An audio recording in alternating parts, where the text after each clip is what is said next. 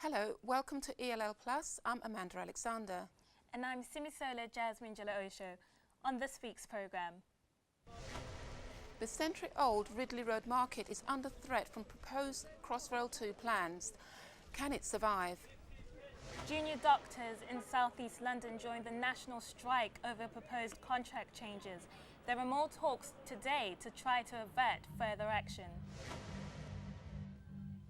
Artists from diverse backgrounds and disciplines gather in Shoreditch to put on a multimedia show.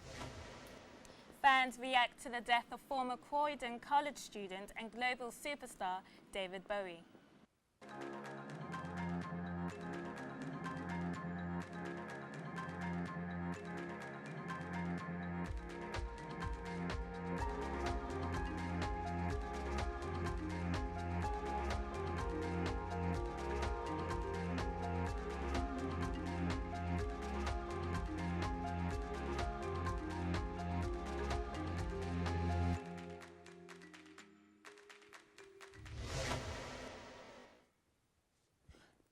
The 100-year-old Ridley Road Market in Dalston is facing a double threat to its future.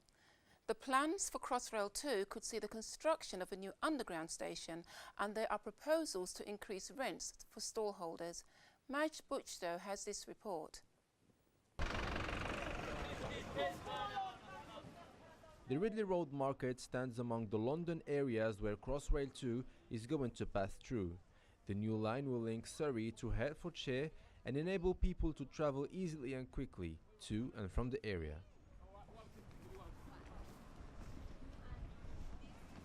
Dalston will undergo big changes that will certainly have a huge impact on people's life. In fact, those changes will affect one of the area's most famous and historical places, Ridley Road Market. No, 50 pence, come on. Hello, 50 pence, come on. TfL has announced that many properties, including Ridley Road Market, would be demolished or disrupted by the extension works. This may last a decade and could cause the market to close down temporarily.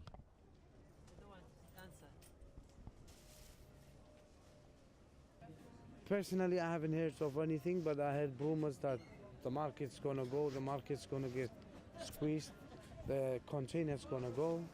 This is all I have been heard as a rumors. I don't think it's good because, you know, it's in the center and people come around. Most people come from different places to shop, you understand? And the things here are cheap, you see. So I don't know if you can give me the reason why it's going to be demolished. Why that? What is the government saying about it? Working or not to work, you have to pay. You pay to government £273 a month. So you have to pay the storage £200. You have to pay somebody to helping you. You have to pay the kids food in the school. You have to pay your own house. You have to pay your own council tax. All the money is here. And if you close straight away for us, like for me, it's going to be difficult.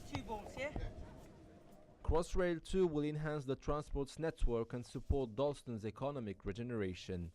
However, it might seriously affect people's businesses and stallholders who have been there for generations. Madge Buchstow, ELL Plus, Dalston.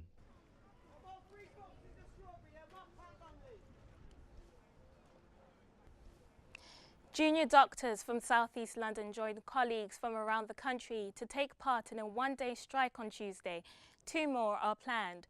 The strike is over a proposed new junior doctors contract which introduces extra weekend work for no extra pay. The BMA and the government are in talks today and tomorrow to try to settle the dispute. Steve Choi has more. Earlier this week, junior doctors across the country went on strike in protest at the government's new contract. Doctors from southeast London joined in the biggest demonstration by junior doctors in 40 years.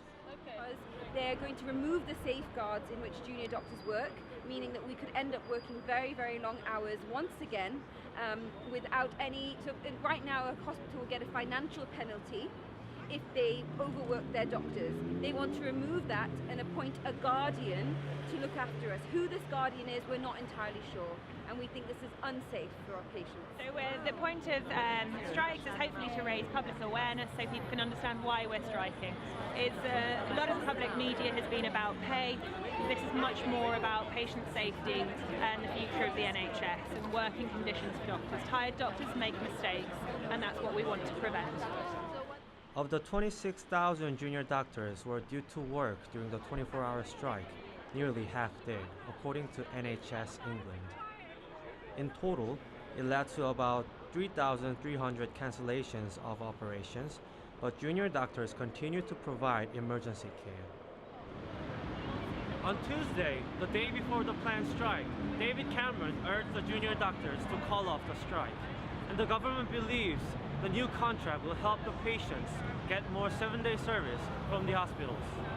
The idea of a 7-day service is great, and we're already providing 7-day care. As junior doctors, we are providing 7-day care already. We have a rota and we cover every day of the year. I've worked in Christmas, I've worked on Easter, and you can ask any junior doctor. It's part of our commitment to our career. The British Medical Association and the government are holding 2 days of talks. If there is no agreement, there will be a 48-hour strike on January 26th. Another strike planned on 10th of February would involve a refusal to take part in emergency care. Steve Choi, ELL+. Now it's time to catch up with other news. Our correspondent Grace Lynn joins us with an update. Hi Grace, what do you have for us today? Yeah, hello, hi. Tower Hamlets Council is holding a series of public consultations about how the borough should be developed over the next 15 years. The areas they are looking at include housing, schools, transport, employment, and business development. The consultation will be open for 3 weeks at various locations around the borough, with the first session starting today. And rail passengers have expressed their anger after they were told on Monday that trains were delayed because of strong sunlight. So services at Lewisham, South East London, were disrupted because of the angle of the sun. South Eastern trains say the low winter sun has been hitting the dispatch monitor, which prevents the driver from being able to see. Also, in transport news, commuters in southeastern London are facing more transport woes today following a second landslide on the rail line at Barhurst. The Lewisham to Dartford line, run by southeastern trains, will remain closed at least until the end of today after this latest landslide. Thank you very much for that, Grace. Thanks. More than 100 artists have descended on Shoreditch to show their work during a 10-day-long festival. The festival, known as Zealous X, provides a diverse platform for artists from various disciplines. The event runs until Sunday at the Richmix Arts Centre. Buglarka Lakosh has more. Artists, digital agencies, media organizations work in different environments. But at this Shoreditch Festival, they are brought under the same roof. Unleashing creative talent regardless of the disciplines was the aim of the initiative called Zealous X. Organized for the second time, the 10-day-long festival creates an inspiring environment to trigger open conversations. In the next 10 days, Richmix will become the beating heart of creativity in London.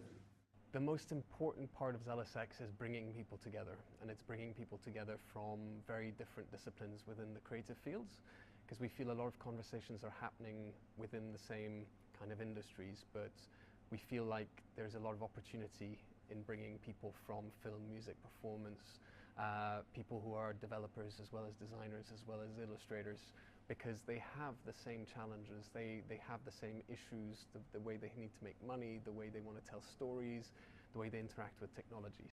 What I really want to do is to reach out to more people because they're missing out on some amazing topics. And luckily for us, we filmed them so they'll be able to access them online. As the festival was brought alive under the umbrella of the online platform Zealous, they lay a particular emphasis on their website. It introduces all the speakers and artists of the event and even includes the list of the 20 judges who have selected them. personally believe that whoever doesn't come over is a fool, because you have the chance to see an amazing art exhibition which is free of charge. It's open every day, so you can just pop along whenever, and you can get to see not just painting or photography. You get the chance to experience photography, painting, design, jewellery, interactive and gaming, sculpture, digital installation. So really there is a little bit for everybody. No matter what you love the most, you're going to find that here. Another thing that I think is brilliant is our series of workshops. So we're actually partnering with several workshop leaders, including the London College of Communication, which they going to deliver workshop free of charge for students, but not just students, whoever has an interest or learning and acquiring new skills. You never know, you might come just for learn something, and you might go away that you got a telephone number of someone that could give you a job one day, or that can help you share a project that you're working on at this moment in time. Zealous X is taking place in the Cross Arts Centre, Rich Mix in Tower Hamlets. The festival awaits visitors until this Sunday. Jọláòṣò, ELL Plus. Thank you very much. Coming up after the break, we've got the latest sports and weather.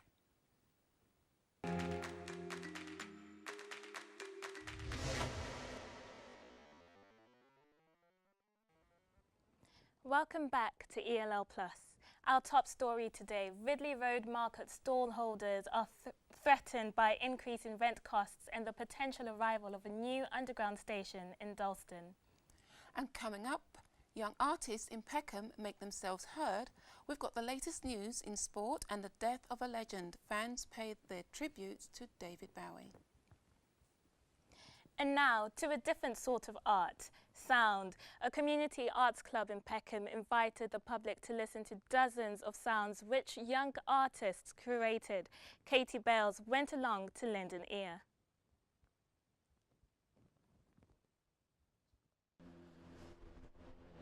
The art space Peckham Platform Gallery hosted a sound installation called Soundscapes. The installation was put together by Youth Platform, the arts club for young people in the area, with help from Synth Club London and local sound artist Zana. The sounds were played from a special table in the middle of the gallery. So this is the sound installation we've created with the Youth Platform. Basically we've used a makey, so we've got all of the girls from the Youth Platform to record sounds from their lives at different, maybe on the bus or in their bedroom or in their classroom, in their church, and we've connected one of their sounds up to each of these metal wires. So basically what you have to do to trigger the sounds that the Youth Platform are recorded is to grab the wire and then connect to the table.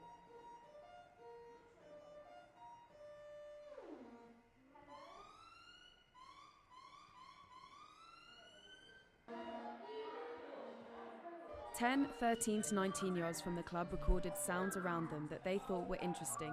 This included sounds of an Oyster card beeping at a train station. I chose to record the sound of people beeping their Oyster cards onto the bus, and yeah, I just thought to record that because it's like people getting on the bus around Peckham and stuff, and it's like related to, yeah. Honestly, I think it represents London. I think when you hear the Oyster card beep, it's kind of like everybody usually uses transport for London, and I think it's a very recognisable sound. So the fact that we could incorporate it into a kind of sound system, I think is kind of a cool idea.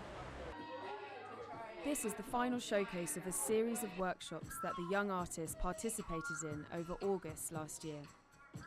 It's really helped. I think the fact that the range of workshops that they have here really help a range of different people, because a lot of people are interested in art, and then you have people that are interested in design, maybe technology, so I think it brings a lot of different type of arts together and it works really well. Soundscapes and other events by Youth Platform have helped propel the creative sides of young people in Peckham. Katy Bales, ELL Plus, Peckham.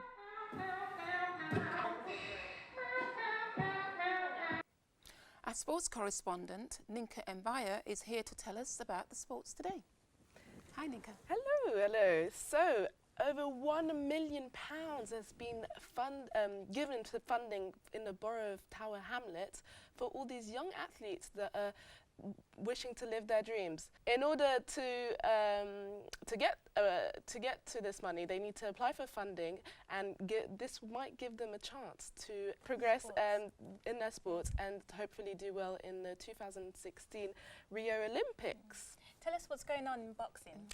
So we've got David Haye, which is making a comeback 3.5 years after he left the boxing ring for the last time in 2012 when he was fighting against Derek Charosa. He decided to end his career because he felt he had too many injuries, but he's now decided to come back, so he will be fighting at the O2 Arena on Saturday. We've also got some football news.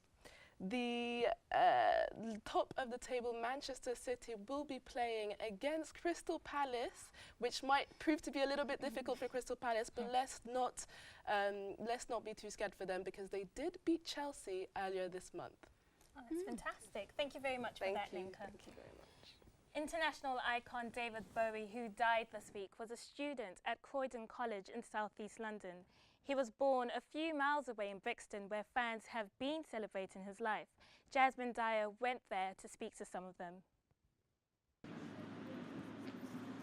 People from around the world have been gathering at this mural in nearby Brixton to pay their respects, lay flowers and remember a man who was a unique talent. For some, the emotion was too much. Bowie grew up in southeast London before rising to the top of the world's music charts. He eventually settled in New York in 1993. Famously private, Bowie's cancer battle and subsequent passing has come as a huge shock.